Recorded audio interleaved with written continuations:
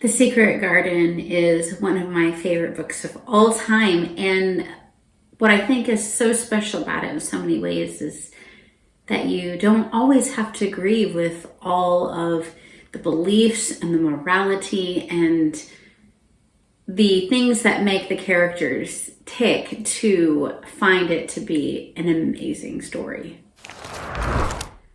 Hello friends, welcome back to my channel. If you're new, I would love for you to hang around. If you just came here because you love The Secret Garden too and you clicked on this video, I talk about classics and fantasy, adult YA and children's. I talk about cozy mysteries. I talk about some sci-fi. I talk about all sorts of books on this channel. I especially love middle grade, and we are in middle grade March right now, and one of the group reads is The Secret Garden by the beloved Frances Hodgson Burnett. So I, of course, like a lot of children, discovered The Secret Garden when I was fairly young. Actually, my third grade teacher read it aloud to us, and I will tell you that this review of it will have some spoilers, so mild spoilers. So if you haven't ever read it before, you might want to click out of this video and come back after you've read it.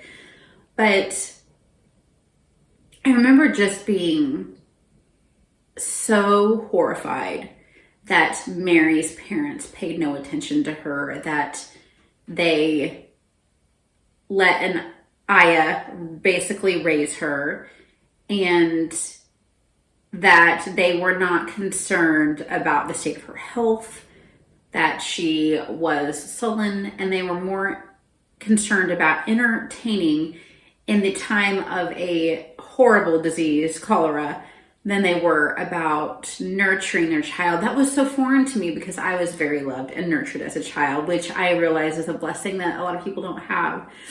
So that was something that really struck me. And then I fell in love with the description of the moor and this mysterious house that she goes to stay with her uncle.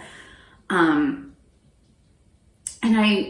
Mrs. Medlock, picks her up, who's a housekeeper, and she's not showing her any sympathy for her loss, any affection, just telling her to stay out of her uncle's way. So she has to take what she can get, really, and she's used to really being taken care of by servants that sound like they were almost more like slaves. And here's where the part of the book that reminds me as a parent that it is usually much better if you read a book, or you do not read the classic book with your child. You discuss it along the way and remind yourself about things that happen, because when Mary gets to Miss Waite Manor, she meets Martha, who is this wonderful Yorkshire maid that is helping take care of her. And Martha makes a very innocent comment that she thought she might, she's coming from India, she might be a native. And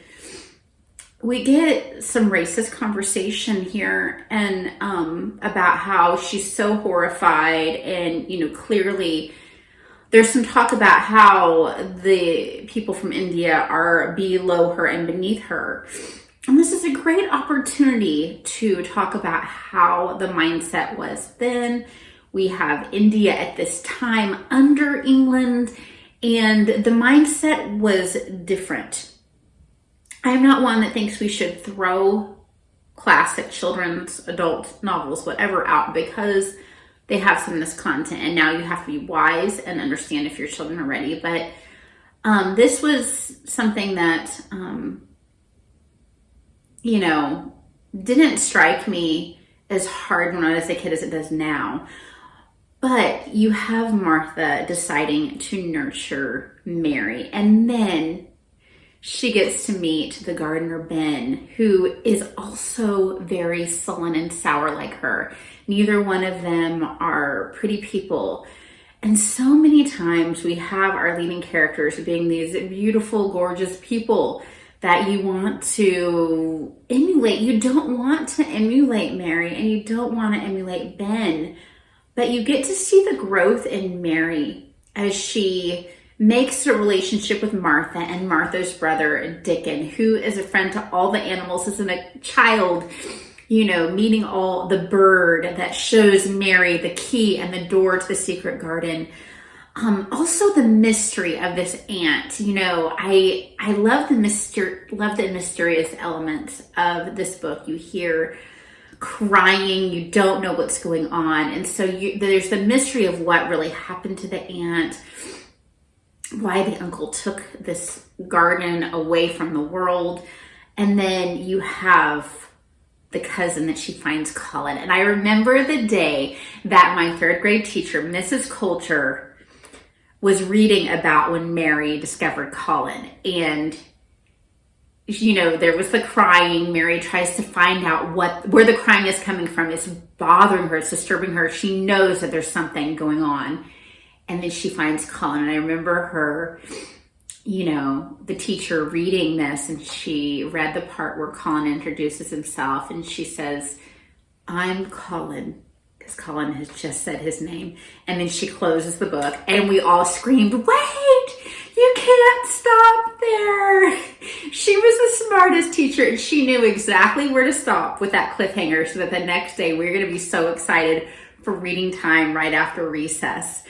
And it's why I feel like today that with homeschooling, read aloud is one of the most important parts of our day. I do it when their mouths are busy eating, and we share stories together, and it teaches us about life. Of course, as the story goes on, Dickon helps Mary, and Colin especially, like he couldn't walk, return to health.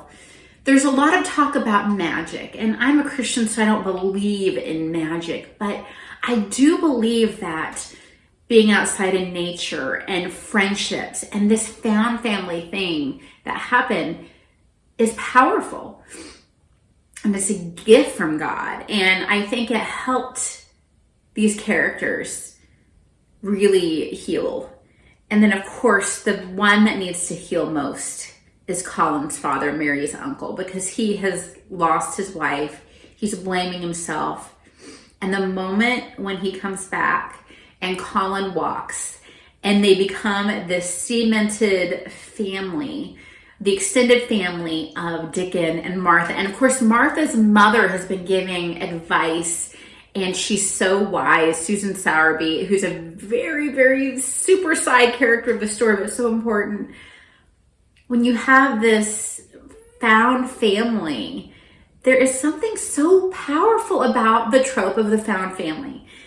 And that is why The Secret Garden will always be one of my top favorite books of all time, and I will reread it until the day that I die. I hope if you've never read it that I didn't spoil it too much for you. If you've read it, go ahead and be a fangirl or a fanboy down in the comments and tell me what you love about the book yourself. And I hope that you guys read a lot. Bye-bye.